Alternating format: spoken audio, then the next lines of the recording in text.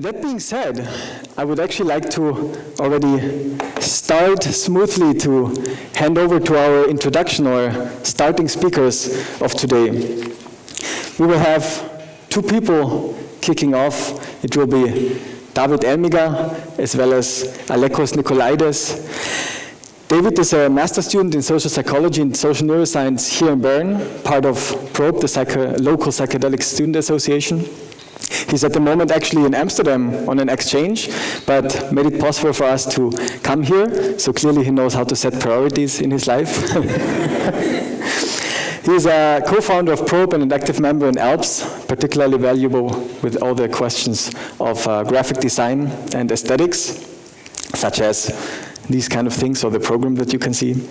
And he will tell us a bit about the story of PROBE, try to embed it in the context of ALPS, of the student association, and maybe even give us a bigger picture of how all of this falls into place when it comes to the psychedelic renaissance. After that, we will have Alekos Nikolaides, who is coming from us today from Geneva, studying there a master's in neuroscience and also being a co-president of the student organization in Geneva, ARP. And he will basically talk about the Swiss Student Association Network, which he's also coordinating within ALPS, and give us a bit of an outline of why it exists, why it is important, why it matters, the purpose, the vision, and most importantly, why we're so happy that all of you are here today through this Student Association Network Cooperation. That being said, please, let's welcome first of all, David.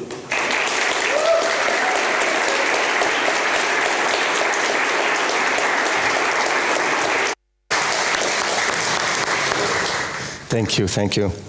Hello everyone, and welcome to the ALPS Forum 2023 from my side as well. Thank you, Philip, for the nice warm welcome and the introduction.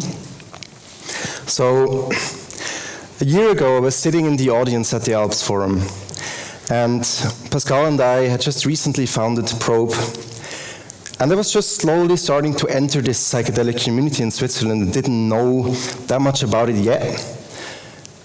I never would have thought that just 1 year later I would be standing up here giving this introduction speech. But a lot has happened in that year. But before I tell you more about what happened in this last year, let's rewind a bit further to about 5 years ago.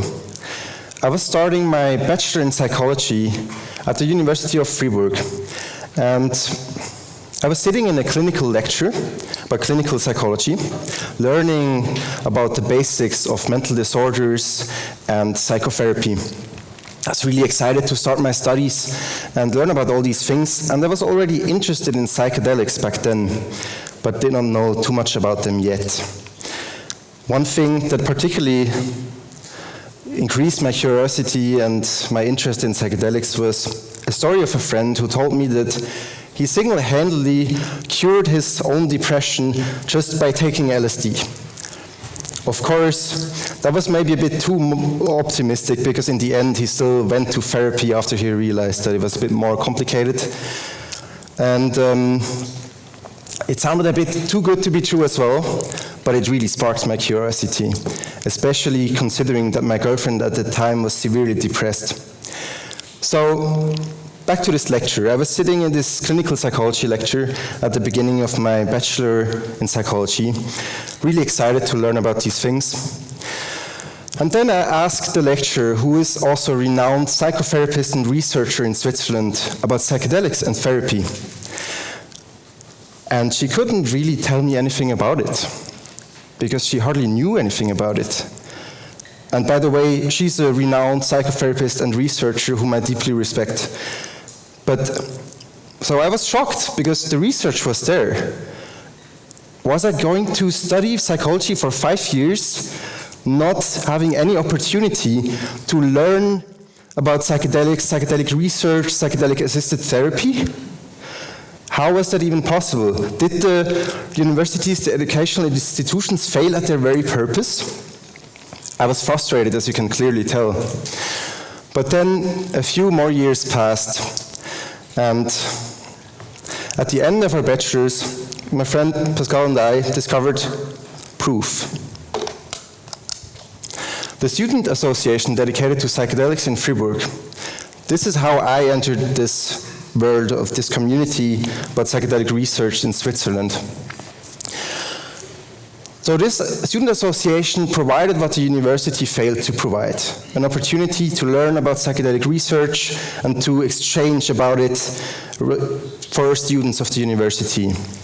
But then Pascal and I moved to Bern to start our masters.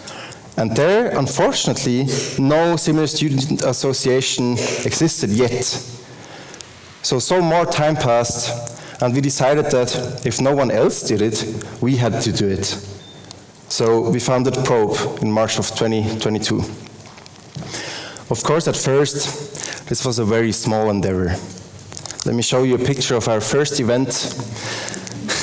If you study at the University of Bern, you may recognize this room. It's just one of the group work rooms that all students can reserve in the Funeral building just over there. And another picture here of Pascal and me, awkwardly but proudly posing in front of our first event poster. But as I said, a lot happened since then. Today, Probe has a committee of 15 active members, organizing and hosting regular events of many different kinds, is active on social media, Instagram, Facebook, you name it, and uploading more and more of our talks to our YouTube channel as well.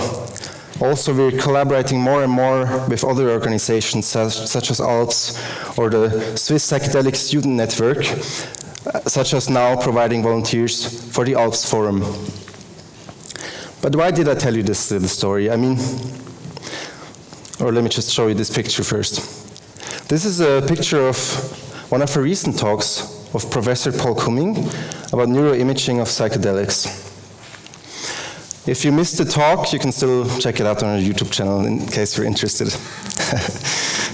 I mean, I have to use the opportunity if I'm already standing here. So, why did I tell you this story? I mean, this is just my little personal story about Probe and how I got to stand here where I'm standing right now.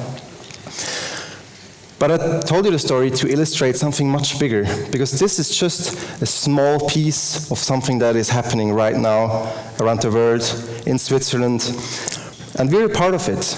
The students' associations are a part of it, ALPS is a part of it, the ALPS Forum is a part of it. Well, we're riding one big wave, and I guess many of you already know or think you know what I'm aiming at. Of course, the psychedelic renaissance. Renaissance in French meaning rebirth. The rebirth of psychedelics, psychedelic research, psychedelic therapy, a change in the media portrayal of psychedelics, in society's view of psychedelics. There's so much we could dive into, but let's keep it to psychedelic research for now. This is a graph showing the papers published on PubMed with containing the term psychedelic. As you can see on the left, the discovery of LSD in 1943, and subsequently in the years that followed, the number of papers published each year, they grew rapidly. There was a huge interest in psychedelics and psychedelic research. Until in the 60s, well, we have the era of the hippies. We all know what happened.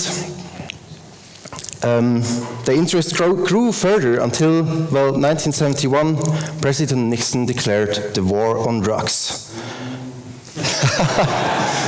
Yeah, thank you, I appreciate it. So I can stay objective. So what did this mean? It meant that drugs and psychedelics as well were put in a category of Schedule I drugs. So substances, such as LSD, with no medical use and high potential for abuse, apparently. I'm not going to comment on that, but... So in the US, human research with psychedelics stopped for 20 years, and well, many countries followed. And as you can see, there is this subsequent decline here in the research, and then it stayed somewhat stable. But you have to realize that this also contains animal studies, since it's just psychedelic as a term. Until suddenly, in the 90s, something happens. But let's look at the last 3 decades a bit more closely, shall we? Well, in the last 3 decades, the numbers of studies published each year started increasing again. And not only increasing, but increasing more and more rapidly. The especially striking thing to me is these last 5 years here. If you look at the numbers of papers released containing the term psychedelic in 2019 compared to 2022, the number doubled. Just needed to make a big pause after that, because this is exciting. And, well, now the question is, what about the war on drugs? Is it over? And how would we know if it was over? Would it be step by step fade into nothingness? Well, let me show you one example of what I think about this. Do you remember this guy? When Biden was elected and Trump supporters stormed the Capitol in the beginning of 2021, well, he was one of them, Jake Angeli, and he actually was a psychedelic shaman advocating for psychedelics to solve the world's biggest problems. But the media headlines were more along the lines of Trump supporters and Trump. Nobody really cared about the fact that he was advocating for psychedelics, did they? I mean, think back a few decades ago, when the war on drugs was at full swing. I can really picture the headlines being something like, psychedelics are not only a poison to the mind, but also a threat to our democracy, right? Well, something changed since then. And I'm going to provide you with some more facts about what we are dealing with here right now on a global scale. There are more studies and more clinical studies being done right now with psychedelics than ever before. The FDA declared several psychedelic-assisted therapies as breakthrough therapies, namely MDMA for PTSD and psilocybin for treatment-resistant depression.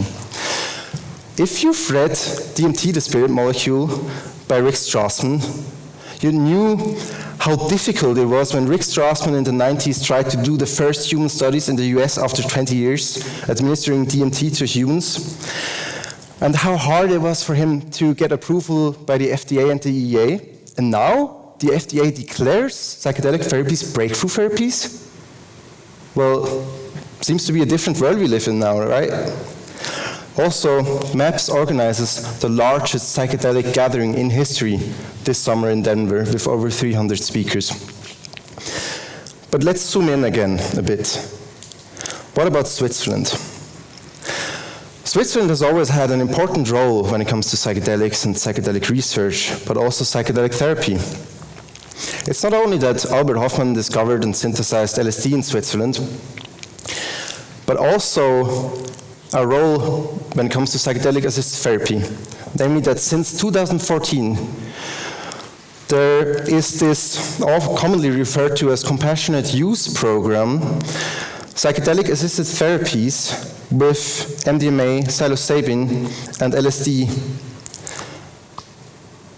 through licensed therapists. And the SEPT, the Schweizerische Erste Gesellschaft für psycholytische Therapie, already counts 41 therapists licensed to provide this therapy. And the number is growing. This is exciting and unique. But let me show you something more to put Switzerland in the whole context of this. This bibliometric analysis of the last 3 decades of psychedelic human research took, well, psychedelic human research over the last 3 decades and looked at the 100 most cited papers. Well, if you group those 100 most cited papers, by the way, it was published just a few months ago, well, if you group them by country, this is what you get. The US is in the first place. Switzerland follows second, with only 4 papers published less in the 100 most cited papers. But if you think about the size of Switzerland and the number of educational facilities, research facilities, universities being able to do that research, compared to all those other countries on that list, this is extraordinary. And now let's go one step further. If you group them by institutions, well, on the first place, we have Zurich University and University Hospital. Well, this is exciting to me. I don't know if it's as exciting to you, but if it's not, maybe it will be after the ALPS Forum. Hopefully it will be. So I try to put this a little bit in the context. So we see this is not only a very special time when it comes to psychedelic research and psychedelic therapy. This is also a very special place. And we here right now, we're a part of this. All the volunteers, the Student Association, ALPS, but also the audience, everybody who's here making this a reality. We're riding this wave right now, and we're at the forefront of it. In Switzerland right now at this time. Yeah, this. So, thank you. Thank you everyone for being a part of this, for volunteering, making, and for just being here as an audience, for investing your time and your effort to make this vision, this dream become a reality. And now Alekos will elaborate a bit more on the Swiss Psychedelic Student Network. Thank you.